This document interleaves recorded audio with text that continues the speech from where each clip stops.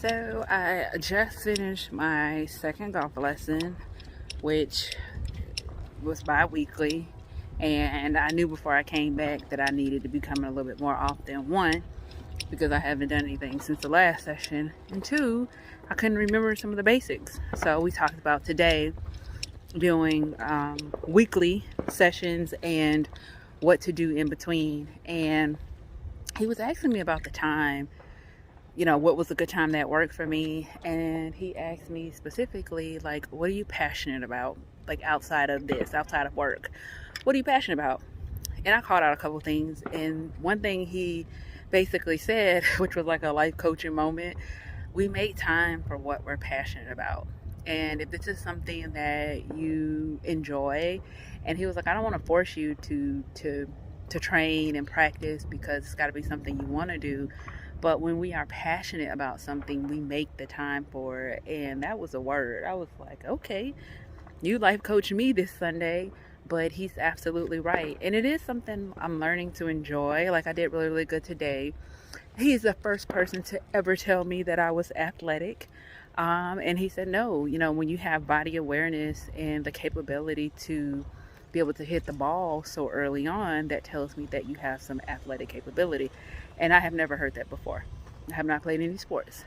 I've worked out and I have experience training with some trainers who have trained athletes, but me actually being athletic has never been something I'm familiar with. So I told him, like, all right, now give me the big head. And he's like, no, if it wasn't the truth, then I wouldn't even have mentioned it. But I say all of that to say that he's right. Like, you make time for what you want to make time for. Even my trainer was like, all right, we said 4 days of working out, 4 to 5. I think you really need to go to 5, because we really want to see the results. And right now what we're doing, it feels like it's almost at like a maintenance stage. So we need to add an extra day. And it lines up into that. I do have my 9 to 5 corporate job, and then I'm trying to make time for my Getting Finer business, my coaching business outside of work hours, YouTubing, working with the social media manager.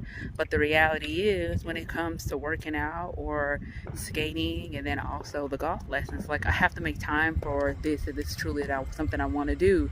So it's definitely something that I'm going to pick up and make sure that during the week I at least do a couple swings. And if that's something simple as in my garage, or actually like going to Top Golf or something like that. But that hit home. My trainer is saying, like, hey, you got to pick it up an extra day. He's saying, hey, you make time for what you want, because it'll always be almost starting over if you never do anything in between. And there's obviously some skill there. So that's a lesson for anyone. We're busy. We're all busy.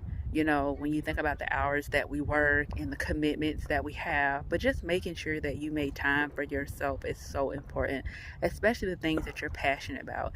That may come with setting boundaries, saying no, really, really focusing on yourself. And that's where I am in this season anyway, is, really not spending time doing a whole lot of other things outside of what really is important and productive for Jessica and my life coaching and for my brand.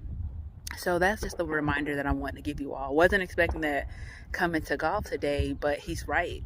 If this is something that I'm passionate about, something that I really, really want to learn and to become better at, then I'm going to make the time, even if it's 30 minutes to an hour, a couple times a week, to actually practice on my swing, practice the form, hitting the balls. And that's something that I can do. So if you're struggling with time management and doing something that's important and that you have to dedicate more time to, look at your life, look at your schedule, and determine what you can move around, what can you eliminate, what's a distraction that will help you get closer to your goals. So second session down, I think I'm an athlete now. No, but real talk, and really think about that and choose yourself and what you want to do and help you become better. We have so many distractions that we're not even aware of.